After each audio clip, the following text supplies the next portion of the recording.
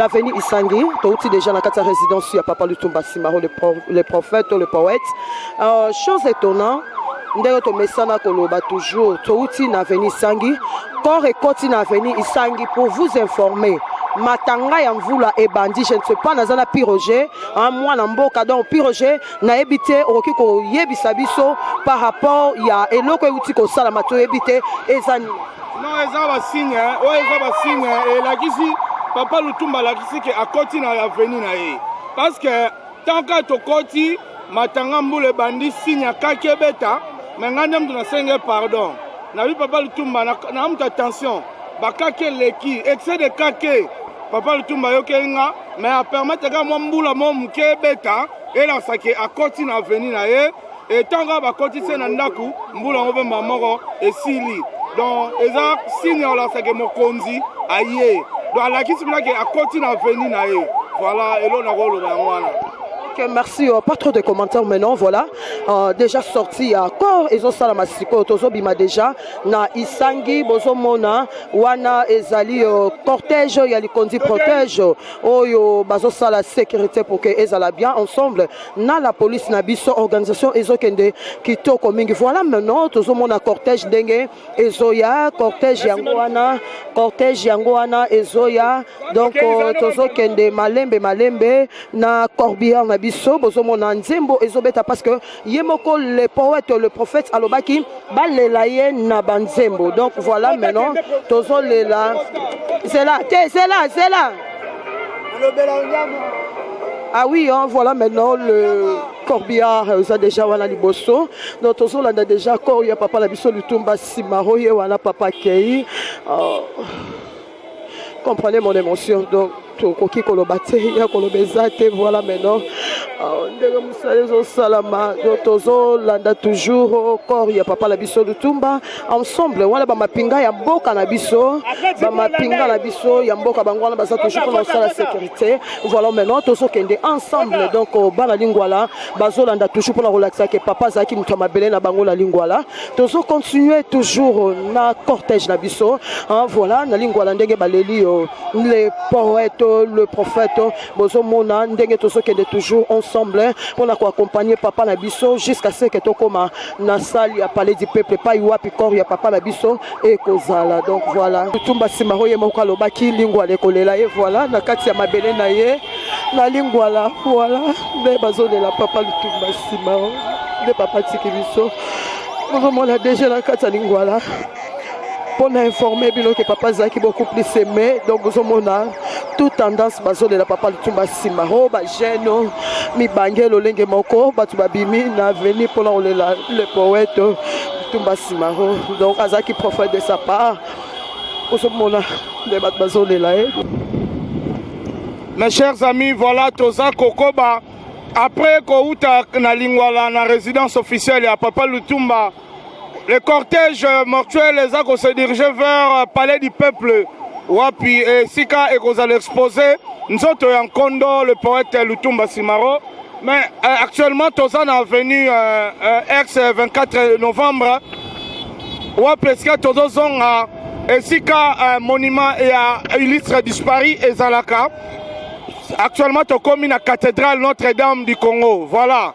Cathédrale Notre-Dame du Congo. Awa ezale sika misa ekosalema misa linene pona mowei. Voilà donc toza na kati ya avenue du 24 novembre toza ko se diriger vers le palais du peuple lingwala tombé. Attention en tout cas ça commence à chauffer ici vraiment à Kinshasa vraiment les cortèges funéraire de Papa Lutumba, en tout cas ça commence à chauffer. Vraiment, c'est formidable de voir que le poète Lutumba Kolo Bakake, Azaro Memabiso toujours no Bakake na. Voilà, tango tokoma kikaka na ndaku na ye, vraiment petite mboula moko beti signification ya koloba ke papa komi na ndaku na ye. Et tant que nous 24 novembre, on a constaté encore Bassini à Kake et Lingebet Soussou. Donc Papa Lutumba avec Bakake, Non, non, non, habité, vraiment, non, c'est formidable. La voix angélique de Mwanamboka, Piroger. Lolaka ya Congo, oyo, azali awa, elongo na bandeko, na kolika te, manso maza oleka, penza ndenge elengela maki. En tout cas, lilaka linene ya Papa Lutumba, izali koleka na kimia. Utoto bandaki no sika, tozwi nanu likama te, tozwi nanu likama kwa mabete. Manso maza koleka penza ndenge elengela maki. Tokoliki te nzambe ya kobatela biso kino tokokunda ye ekoleka kaka na kimia. Vraiment ndenge toza kosenga eleka na kimia, nzambe ya kosunga biso ekoleka na kimia. Toza ko se diriger vers Triomphal. Toza ko se diriger vers avenue du Triomphal, boulevard Triomphal. Wa peske komema biso na palais du peuple.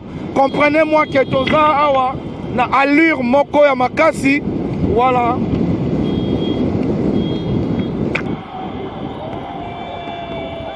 La vie continue. Ouais.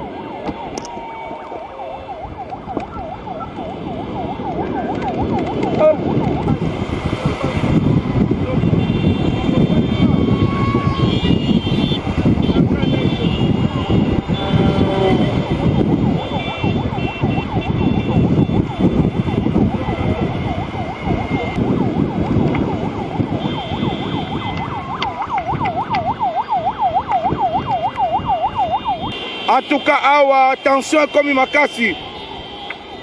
Tension réchauffée. La habité. Qu'est-ce qui a provoqué cette tension?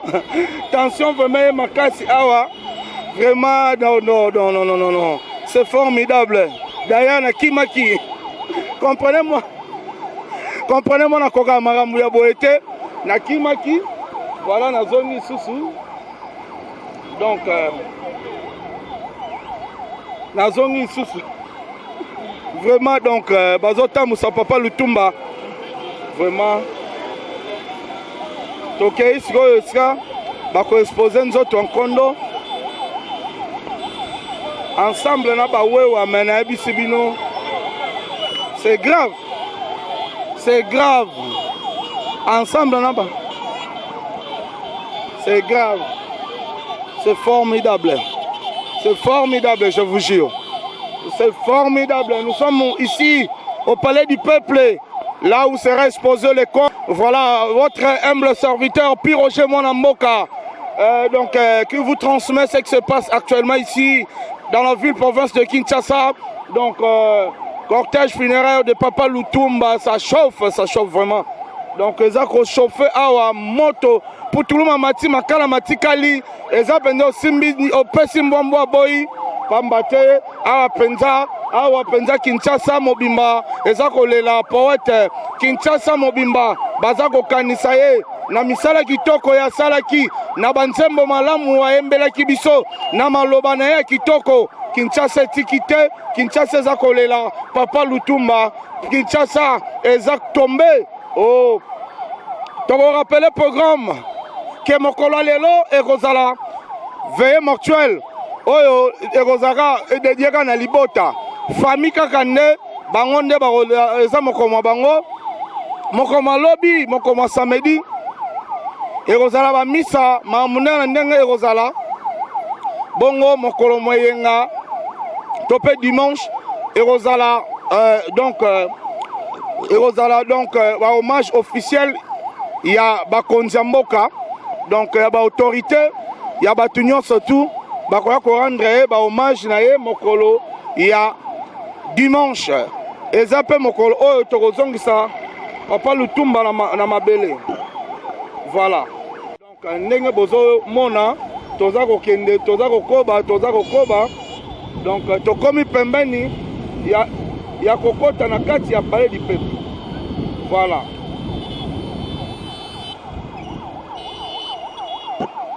Ça chauffe.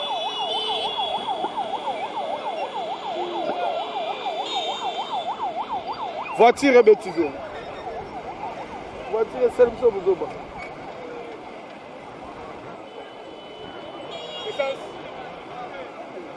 Comme on a parlé du peuple. Parler du peuple, et si ka oyo togolela Papa Lutumba. Yango.